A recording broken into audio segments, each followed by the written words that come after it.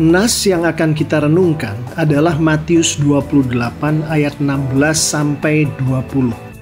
Tema yang akan kita renungkan dari nas ini adalah amanat untuk bersaksi.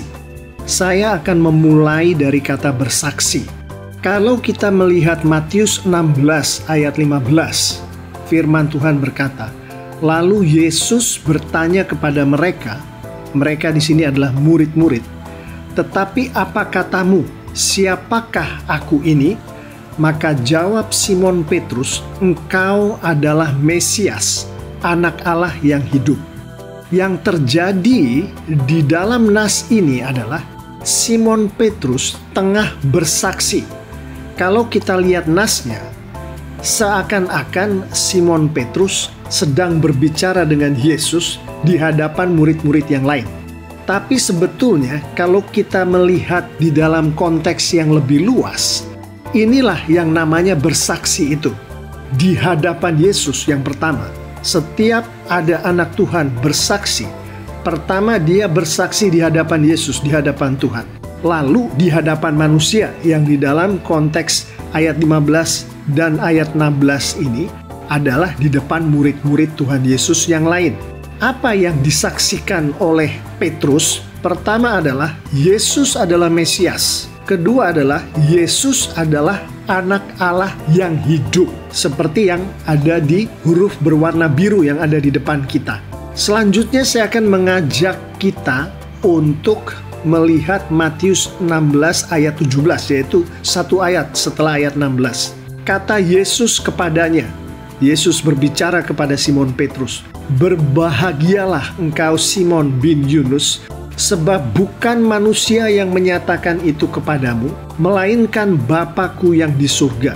Yang menyatakan apa yang dikatakan oleh Petrus di dalam kesaksian Petrus di depan Yesus, di depan murid-murid Yesus yang lain adalah Bapa-Ku yang di surga.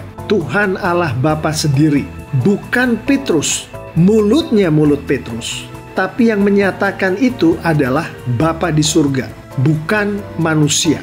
Jadi Petrus, mulut Petrus dipakai oleh Allah Bapa di surga, dipakai oleh Tuhan untuk bersaksi. Kesaksian akan Yesus, yang mana Yesus adalah Mesias, yang mana Yesus adalah Anak Allah yang hidup, bukanlah dari manusia datangnya. Datangnya dari Bapa di surga melalui Roh Kudus. Selanjutnya, mari kita lihat kenapa bersaksi ini begitu pentingnya di dalam Alkitab. Ada perintah yang datangnya dari firman Tuhan sendiri mengenai bersaksi ini. Kita bisa melihatnya, salah satunya ada di Kisah Para Rasul pasal 1 ayat 8. Saya akan bacakan.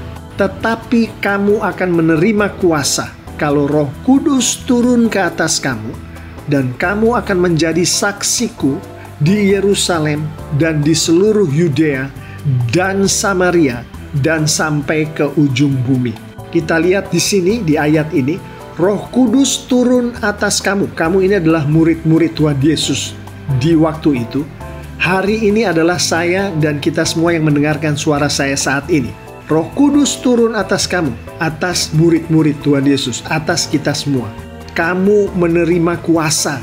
Setelah Roh Kudus itu turun, kamu yang adalah murid-murid, termasuk kita, menerima kuasa yang adalah kuasa Yesus. Kamu menjadi saksi, artinya bersaksi akan Yesus. Di sini, secara tersurat dan tersirat, Tuhan menghendaki setiap murid Tuhan Yesus yang di dalamnya ada Roh Kudus Tuhan, yang artinya orang yang punya Roh Kudus itu diberi kuasa yang adalah kuasa Tuhan Yesus. Sehingga di sini kamu dipakai oleh Tuhan untuk bersaksi. Murid-murid Tuhan Yesus dipakai oleh Tuhan untuk bersaksi. Kita semua dipakai oleh Tuhan untuk bersaksi. Intinya Tuhan menghendaki kita semua, murid-murid Tuhan Yesus, untuk bersaksi. Kita melihat dari ayat-ayat yang barusan saja kita bicarakan itu, bahwa ada pola di dalam bersaksi. Untuk ayat-ayat awal, Matius 16, yang mana yang menyatakan adalah Bapa-Ku yang di surga, yaitu Roh Kudus. bukan Petrus, bukan manusia. Di mana di situ kita tadi juga sudah merenungkan bahwa mulut Petrus dipakai oleh Tuhan untuk bersaksi. Kesaksian akan Yesus tidak bisa datang dari manusia, harus datang dari Tuhan sendiri. Kita lihat polanya. Polanya adalah Roh Kudus Tuhan berada di dalam seseorang. Bahasa Inggrisnya diterjemahkan dari bahasa Yunani, indwell. Indwell itu artinya Roh Kudus masuk ke dalam seseorang. Jadi polanya adalah Roh Kudus masuk dulu ke dalam seseorang, lalu orang yang dimasuki oleh Roh Kudus Tuhan itu dipakai oleh Tuhan untuk bersaksi. Bersaksi akan Tuhan Yesus. Bahwa Yesus adalah Mesias, Yesus adalah Tuhan, Yesus adalah Anak Allah yang hidup. Begitu juga yang dari Kisah Para Rasul tadi. Roh Kudus turun atas kamu, atas murid-murid. Kamu menerima kuasa yang adalah kuasa Yesus. Kamu menjadi saksi. Kamu dipakai oleh Tuhan untuk bersaksi. Tuhan menghendaki kamu untuk bersaksi. Polanya sama. Roh Kudus dulu turun, berada di dalam seseorang. Yang di dalam konteks kita adalah murid-murid Tuhan Yesus, adalah kita semua, saya dan Anda semua. Lalu yang terjadi adalah orang termaksud yang sudah dimasuki oleh Roh Kudus Tuhan, dipakai oleh Tuhan untuk bersaksi akan Tuhan, untuk bersaksi akan Yesus Kristus. Kita melihat pola ini juga terjadi di amanat agung Tuhan Yesus, yaitu amanat untuk bersaksi yang adalah tema kita. Kalau kita melihat Matius 28 ayat 18 sampai ayat 20, saya akan bacakan. Yesus mendekati mereka dan berkata, "Kepadaku telah diberikan segala kuasa di surga dan di bumi." Polanya sama, kuasa itu diberikan. Kuasa yang diberikan kepada Yesus diberikan kepada orang-orang yang adalah muridnya, yang di dalamnya ada Roh Kudus Tuhan. Kita lihat, polanya adalah Roh Kudus masuk ke dalam seseorang, yaitu murid-muridnya, yaitu kita semua. Lalu orang itu menerima kuasa yang adalah kuasa Yesus. Kemudian yang terjadi sama dengan pola yang sebelumnya adalah orang itu kemudian dipakai oleh Tuhan untuk bersaksi. Orang itu menjadi orang yang dikehendaki oleh Tuhan untuk bersaksi. Kalau yang sebelumnya tadi, Petrus bersaksi akan Yesus sebagai Mesias, Yesus sebagai Anak Allah. Kemudian dari Kisah Para Rasul, murid-murid bersaksi akan Yesus, baik ke Yerusalem, ke Yudea, Samaria, dan sampai ke ujung bumi. Kalau yang ayat 18, 19, dan 20 ini, seperti apakah bersaksinya? Nah, kita lihat. Tadi saya sudah bicara mengenai pola bersaksi dari ayat-ayat sebelumnya. Kalau kita pakai pola itu, maka yang dimaksud bersaksi di dalam ayat 18, 19, 20 adalah ayat 19 dan sebagian dari ayat 20. Seperti apakah bersaksinya? Bersaksinya adalah pergilah.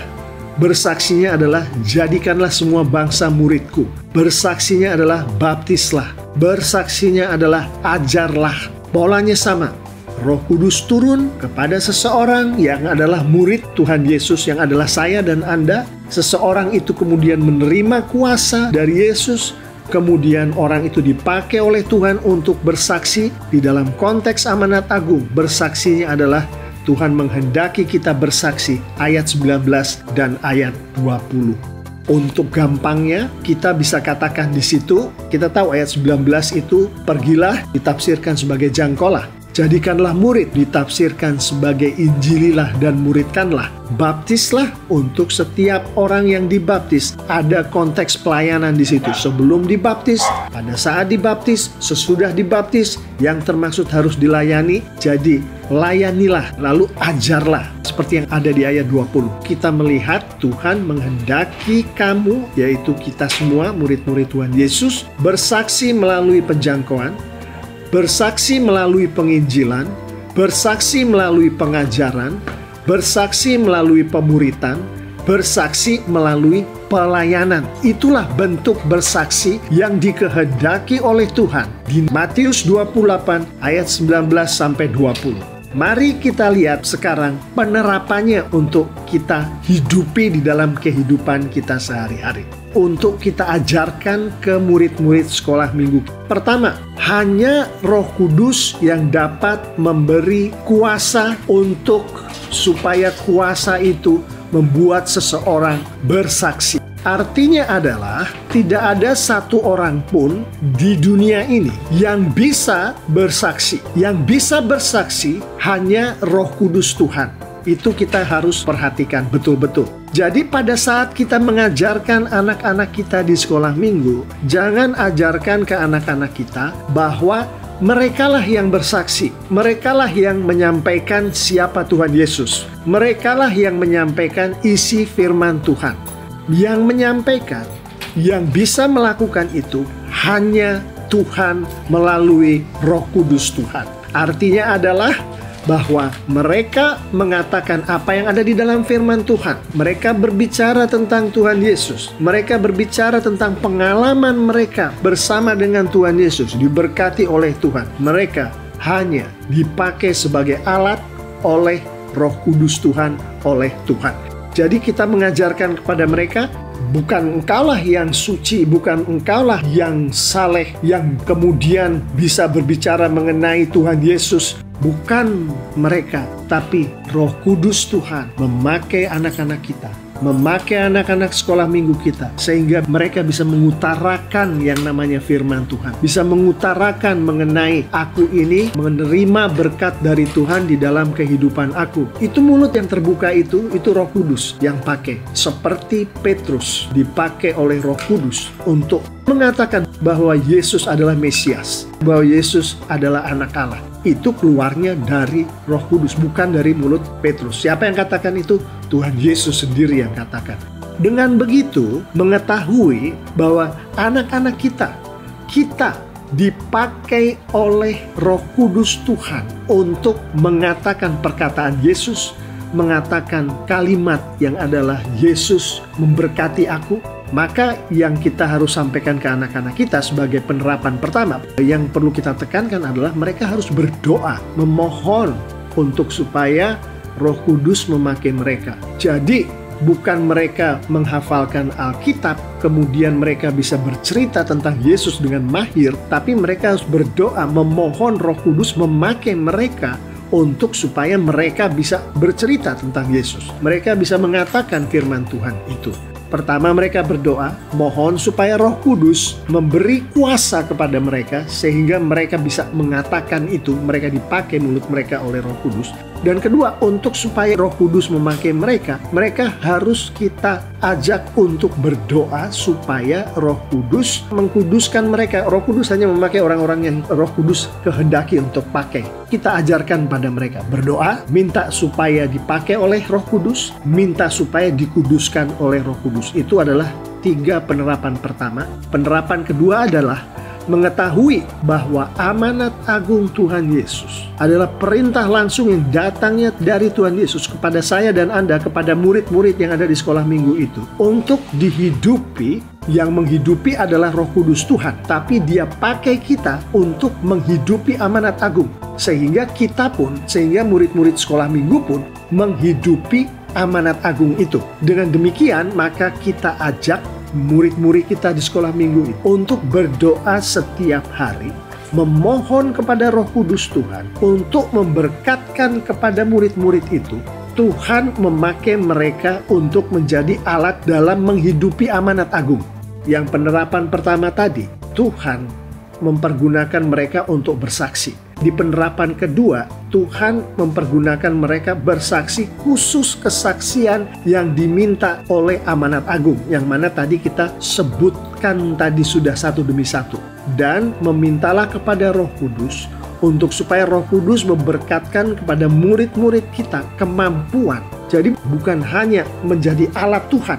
Tuhan mempergunakan kita sebagai alat, kita juga harus melakukan sesuatu, bukan? Untuk supaya si alat ini melakukan sesuatu, si alat ini harus punya kemampuan-kemampuan tertentu. Nah, kemampuan inilah yang kita minta dari Roh Kudus melalui doa. Jadi penerapan kedua ini adalah berdoalah, mintalah kepada Roh Kudus untuk supaya kita dipakai, supaya murid-murid kita dipakai oleh Tuhan untuk menghidupi amanat agung. Kedua adalah mintalah kepada Roh Kudus supaya murid-murid kita ini diberi kemampuan untuk menghidupi amanat agung setiap hari. Bentuknya seperti apa? Menghidupi amanat agung itu adalah bersaksi melalui penjangkauan demi kemuliaan Tuhan, bersaksi melalui penginjilan demi kemuliaan Tuhan, bersaksi melalui pengajaran demi kemuliaan Tuhan, bersaksi melalui pemuritan demi kemuliaan Tuhan, bersaksi melalui pelayanan demi kemuliaan Tuhan. Nah, bagaimanakah kita atau si murid-murid sekolah minggu itu tahu bahwa mereka sedang dipakai oleh Tuhan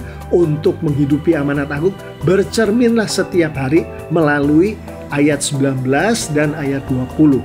Dengan begitu, saya mengakhiri apa yang kita bicarakan bersama ini mengenai amanat untuk bersaksi. Saya berdoa Roh Kudus membimbing kita di dalam kita membimbing murid-murid sekolah minggu kita.